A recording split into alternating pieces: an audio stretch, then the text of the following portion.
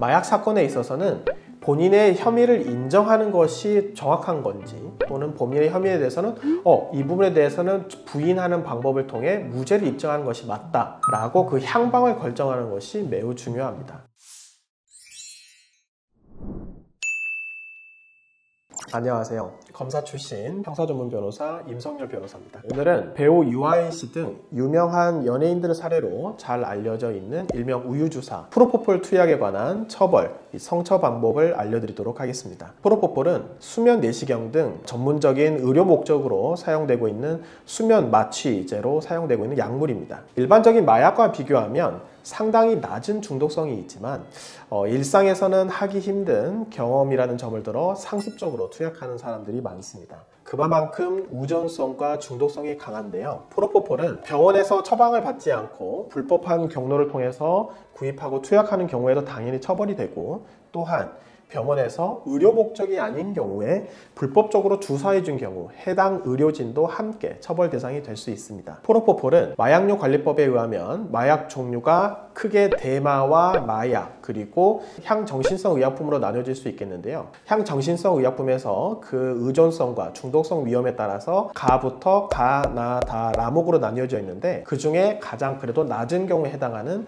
라목에 해당합니다. 라목에 해당한다고 할지라도 위와 같이 단순하게 투약하고 소지만 하더라도 5년 이하의 징역, 그리고 5천만 원 이하의 벌금에 처하도록 규정이 설정되어 있습니다. 실제로 프로포폴을 처벌받는 경우에는 크게 두 가지로 나눠볼 수도 있겠는데요. 아마 당사자인 의사나 간호사들이 자신이 관리하는 과정에서 중독이 되는 경우도 있습니다. 병원 내에서 프로포폴은 마약에 해당하기 때문에 의사로 하여금 마약 관리 대장을 만들어서 해당 프로포폴이 언제 들어왔고 어느 환자에게 어떻게 사용이 됐다 라고 엄격하게 관리가 되도록 되어 있습니다. 그런데 해당 의사나 그리고 간호사가 마약을 관리하는 과정에서 자기 스스로 프로포폴에 중독이 돼서 실제로는 처방받지 않았음에도 불구하고 중독이 돼서 의사나 또는 간호사분들이 처벌을 받는 경우도 있습니다. 다음인 경우에는 환자들이겠죠. 실제로 위장 장애가 있어서 통증이 없음에도 불구하고 수면 내시경 과정에서 저 이렇게 해서 통증이 발생해요 라고 거짓말로 의사들한테 진료를 받고 처방을 받는 경우가 있고요. 이와 같이 의존성과 중독성이 매우 강해지면 다수의 병원, 소칭 점프라고 하죠. 여러 병원을 돌아다니면서 계속해서 수면 마취제를 투약받는 것입니다. 예를 들어서 성형외과를 가거나 또는 내과에 방문해서 시술할 실제 필요가 없음에도 불구하고 필러, 리프팅 주사, 피부 미용 등을 받으면서 계속해서 프로포폴 처방을 받고 투약을 하게 되는 것입니다. 이와 같이 프로포폴은 너무나도 쉽게 내시경 검사만 하더라도 받을 수 있기 때문에 여기에 한번 중독이 된다 하면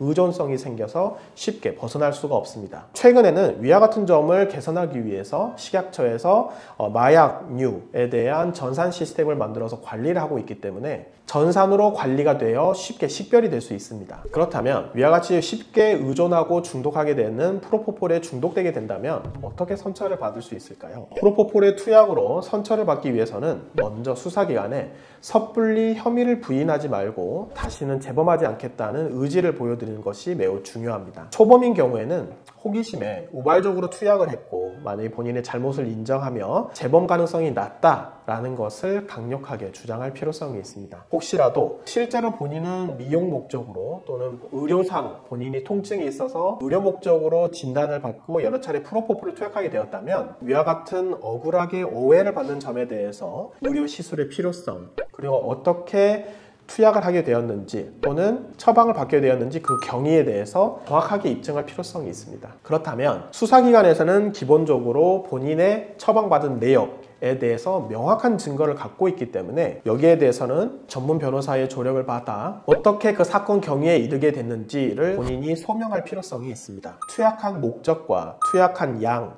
그 빈도를 들어 실제로 의료 목적으로 투여를 했다는 점, 그리고 개인 사정으로 더 빨리 정확한 치료를 받기 위해서 의사의 조언을 받고 처방을 받았다는 점 등을 입증하는 방법으로 마약 전문 변호사의 도력을 통해 실제 혐의를 벗어날 필요성이 있기 때문입니다.